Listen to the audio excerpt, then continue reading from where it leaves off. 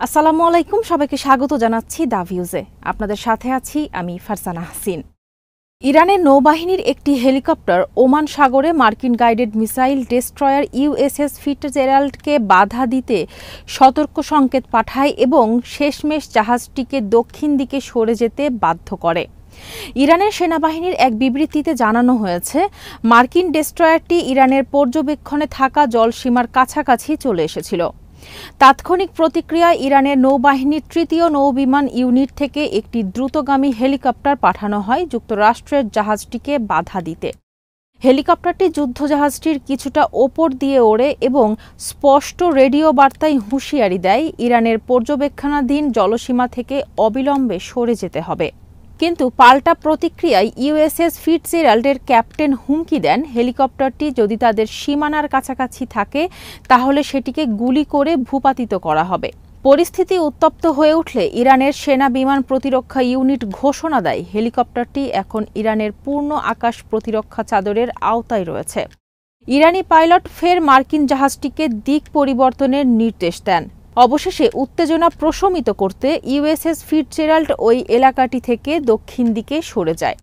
এই ঘটনাকে কেন্দ্র করে এখনও পর্যন্ত মার্কিন সেনাবাহিনী কোনো আনুষ্ঠানিক বিবৃতি দেননি। পারস্য উপসাগর, হরমুজ প্রণালী এবং ওমান সাগরে ইরান ও যুক্তরাষ্ট্রের নৌবাহিনীর মধ্যে মুখোমুখি অবস্থান ও উত্তেজনা নতুন কিছু নয়। ১৯৮০-র দশক থেকে এই জলসীমাগুলোতে দুই পক্ষের মধ্যে নিয়মিতভাবে সংঘর্ষ ও টহল বিরোধ চলে আসছে। ২০১৯ সালের ২০ জুন এমনই এক উত্তেজনার মধ্যে ইরানের ইসলামী বিপ্লবী গার্ড বাহিনী যুক্তরাষ্ট্রের একটি RQ-4A গ্লোবাল হক ড্রোন গুলি করে ভূপাতিত করে। ইরানের দাবি ছিল ড্রোনটি হরমুজ প্রণালীর কাছে তাদের আকাশসীমা লঙ্ঘন করেছিল, তবে যুক্তরাষ্ট্র জানিয়েছিল ড্রোনটি আন্তর্জাতিক আকাশসীমায় ছিল। ইরান পরে ভূপাতিত ড্রোনটির ধ্বংসাবশেষও প্রকাশ করে।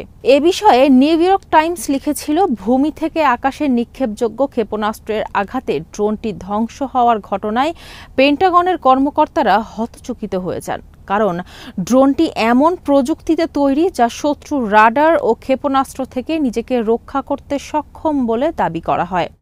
প্রতিটি RQ-4A গ্লোবাল হক ড্রোনের মূল্য আনুমানিক $12.30 কোটি, যা যুক্তরাষ্ট্রের F-35A লাইটেনিং II স্টেলথ যুদ্ধবিমানের চেয়েও $3.40 কোটি বেশি। প্রায় ১৩০ ফুট ডানার বিস্তার সহ ৪৭ ফুট লম্বা এই জেট চালিত ড্রোন ৬৫,০০০ ফুট উচ্চতা দিয়ে টানা ৩০ ঘণ্টার বেশি সময় আকাশে থাকতে পারে এবং এতে বসানো থাকে অত্যাধুনিক গোয়েন্দা ও নজরদারি প্রযুক্তি। এখানেই শেষ করছি সংবাদ। সবাই ভালো থাকুন, সুস্থ থাকুন আর নিরাপদে থাকুন। আল্লাহ হাফেজ।